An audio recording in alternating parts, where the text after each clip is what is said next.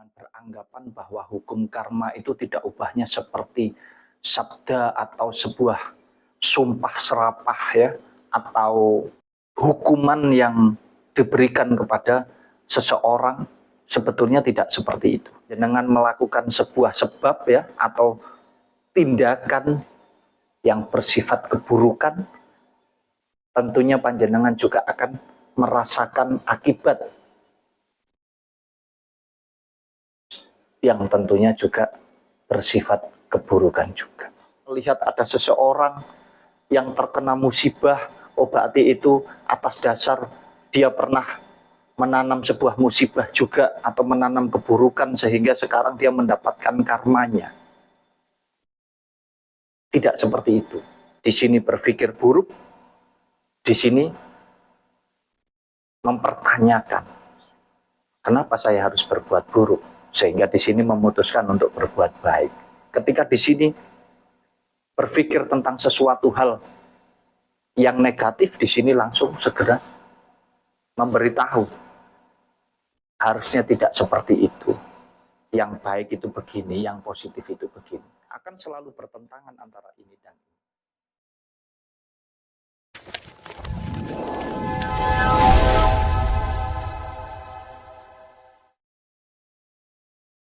Assalamualaikum warahmatullahi wabarakatuh. Rahayu, rahayu, rahayu. Salam sehat dan bahagia selalu untuk kita semua. Dulur-dulur Cina Urip,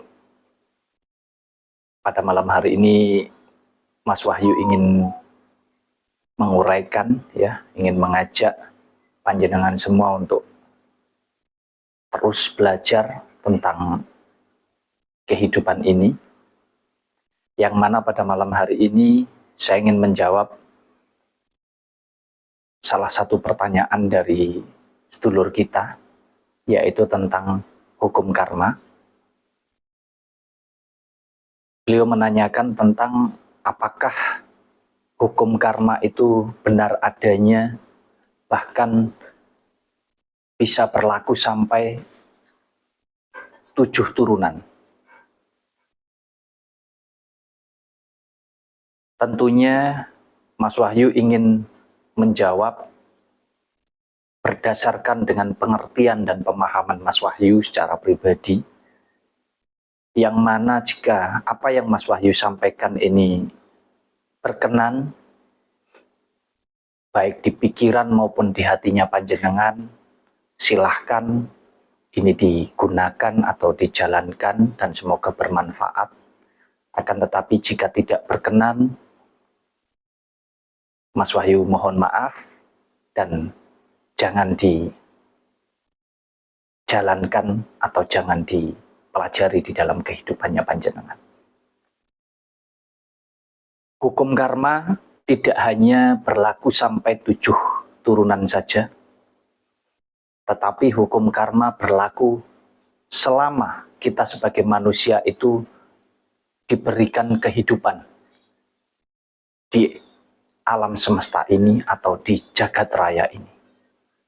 Jadi hukum karma itu akan senantiasa ada dan akan senantiasa terjadi di dalam setiap individu, di dalam setiap pribadi manusia, yang tentunya berbeda-beda setiap orang. Jadi selama ada unsur kehidupan manusia, disitulah hukum karma akan terus berlaku.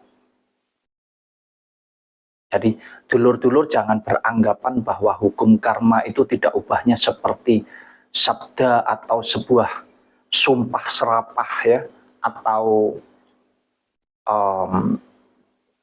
apa ya istilahnya, hukuman yang diberikan kepada seseorang. Sebetulnya tidak seperti itu.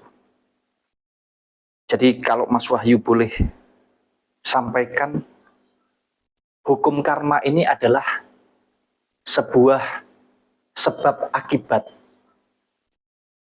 dari tindakan yang kita lakukan. Jadi hukum karma ini merupakan sebab dan akibat, di mana kita melakukan sesuatu, maka akan berakibat sesuatu juga. Nah, tentunya dalam konteks hukum karma berbentuk sebuah perbuatan, sebuah tindakan. Jikalau panjenengan berbuat baik, maka panjenengan akan merasakan akibat yang baik juga. Demikian sebaliknya, jikalau panjenengan melakukan sebuah sebab ya atau tindakan yang bersifat keburukan, tentunya panjenengan juga akan merasakan akibat yang tentunya juga bersifat keburukan juga. Jadi, jikalau kita menginginkan hukum karma itu senantiasa baik atau positif di dalam kehidupan kita, ya hendaknya kita melakukan tindakan atau perbuatan-perbuatan yang baik, yang positif, agar kita juga mendapatkan dampak atau akibat dari perbuatan kita tersebut. Ya tentunya kalau kita melakukan perbuatan yang positif, akibatnya juga akan positif juga buat kita. Atau ada juga yang mengatakan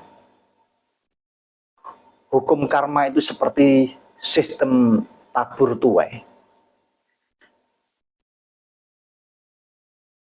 di mana kita menabur, di situ kita akan menuai tentang apapun yang kita lakukan di dalam hidup kita. Jikalau kita menabur kebaikan, ya pasti kita akan menuai kebaikan pula. Jika kita menabur keburukan, kita juga akan menuai keburukan pula. Maka dari itu, kalau menurut Mas Wahyu, hukum karma ini hanya sebuah istilah saja, yang mana di dalamnya terkandung sebuah pesan, sebuah makna yang sangat dalam. Apa itu? Yaitu tentang bagaimana kita bisa memperlakukan diri kita, memperlakukan alam semesta ini dengan baik.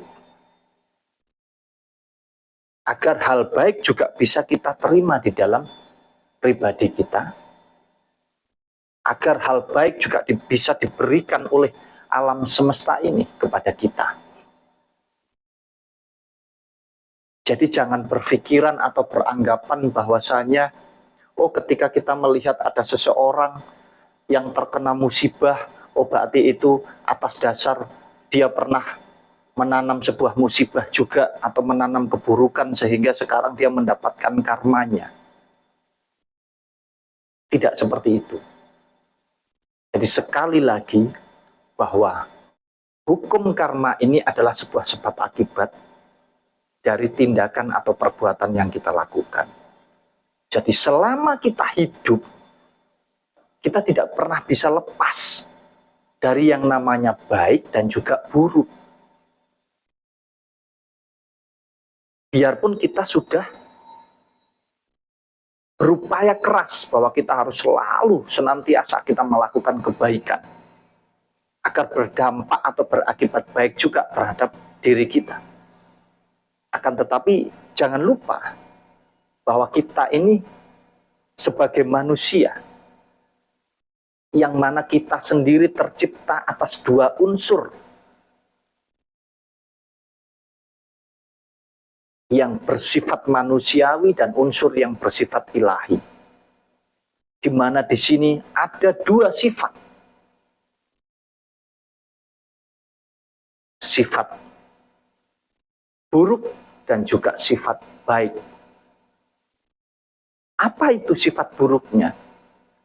Ya karena kita tercipta atas dasar hawa nafsu daripada kedua orang tua kita. Maka berwujudlah jasmani kita ini yang pusatnya Pengendaliannya semua ada di dalam otak kita. Unsurnya hanya hawa nafsu semua ini. Mau itu nafsu yang positif maupun nafsu yang negatif, akan tetapi disinilah tempatnya. Dan yang satu, unsur yang bersifat ilahi tentunya bersifat sangat baik sekali. Makanya kita sebagai manusia sedetik bisa berubah. Di sini berpikir buruk, di sini mempertanyakan, kenapa saya harus berbuat buruk? Sehingga di sini memutuskan untuk berbuat baik. Ketika di sini berpikir tentang sesuatu hal yang negatif, di sini langsung segera memberitahu. Harusnya tidak seperti itu. Yang baik itu begini, yang positif itu begini. Akan selalu bertentangan antara ini dan ini. Akan tetapi kita tidak bisa hanya menjalankan satu saja yang baik saja yang ada di sini, tidak bisa. Karena kembali lagi, unsur kehidupan kita dua perkara yang memang tidak bisa dipisahkan. Jadi baik dan buruk itu adalah milik kita. Kalaupun kita memilih hal yang baik, bukan berarti hal buruk tidak bisa kita lakukan atau tidak bisa terjadi pada diri kita. Untuk itu disinilah kita harus mampu betul-betul memfungsikan apa yang ada di dalam rasa pribadi kita ini untuk mampu mengendalikan apa yang ada di dalam otak kita. Sehingga kalau kita bicara prosentasenya, kita akan lebih sering melakukan kebaikan dibandingkan keburukan. Tetapi saya berani memastikan bahwa tidak ada satu manusia pun di muka bumi ini yang hanya menjalankan sebuah kebaikan. Mau sekecil apapun, pasti keburukannya itu senantiasa ada. Karena itu adalah bagian yang tidak bisa terpisahkan daripada kehidupan kita. Jadi baik buruk itu milik kita. Untuk itu saya berpesan kepada dulur-dulur semua, kepada jenengan semua, ya, terlebih tentang hukum karma ini, jangan terjebak kita di istilah hukum karma di mana kita senantiasa dihantui atau ditakuti oleh hal-hal ketika kita pernah melakukan sebuah keburukan, atau bahkan ketika kita kena musibah, kita berpikir bahwa saya sudah berbuat baik loh, padahal saya tidak pernah melakukan keburukan kepada orang. Kenapa kok tiba-tiba saya sekarang kena musibah seperti ini? Tidak seperti itu. Jadi semua itu bisa terwujud, semua itu bisa terjadi di dalam kehidupan kita bukan atas dasar siapapun, tetapi atas dasar diri kita sendiri. Untuk itu pesan Mas Wahyu kepada panjenengan, tetap jalankan dua unsur kehidupan di dalam pribadi kita. Jaga hubungan kita dengan Sang Ilahi, jaga juga hubungan kita dengan alam semesta ini atau dengan sesama manusia. Karena pasti akan memberikan sebab akibat yang luar biasa terhadap hidup kita. Alam kita rawat, kita jaga, maka alam juga akan menjaga dan merawat kita. Kita rawat pribadi kita rawat kehidupan kita dengan baik, dengan benar, maka kehidupan kita juga akan memberikan dampak yang baik terhadap alam dan juga jagat raya ini. Jadi, dulur-dulurku semuanya, tetap kita berupaya untuk melakukan hal-hal baik di setiap kehidupan kita. Ya, kita hindari hal-hal yang buruk, tetapi jangan pernah terjebak ketika melakukan hal baik. Kita berharap pasti kita akan mendapatkan kebaikan, atau ketika kita melakukan hal buruk, kita terjebak dengan ketakutan bahwa kita akan menuai juga yang buruk. Tidak seperti itu konsep kehidupan kita. Ya, senantiasalah kita melakukan yang baik. Kita jalani saja dengan alami kehidupan kita ini. Yang penting kita jaga, yaitu tadi hubungan kita dengan Yang Maha Kuasa dan hubungan kita dengan alam semesta ataupun dengan sesama manusia. Mungkin itu pesan dari Mas Wahyu. Semoga bermanfaat untuk panjenengan semua. Ada kurang lebihnya Mas Wahyu mohon maaf, karena pada intinya apapun yang Mas Wahyu sampaikan ini tidak pernah memaksakan kepada panjenengan untuk senantiasa mengikuti apa yang Mas Wahyu sampaikan, akan tetapi silahkan dicerna, silahkan dipahami, silahkan dimengerti, dan jikalau memang berkenan dengan hati dan pikiran panjenengan, silahkan itu dijalankan. Terima kasih. Assalamualaikum warahmatullahi wabarakatuh.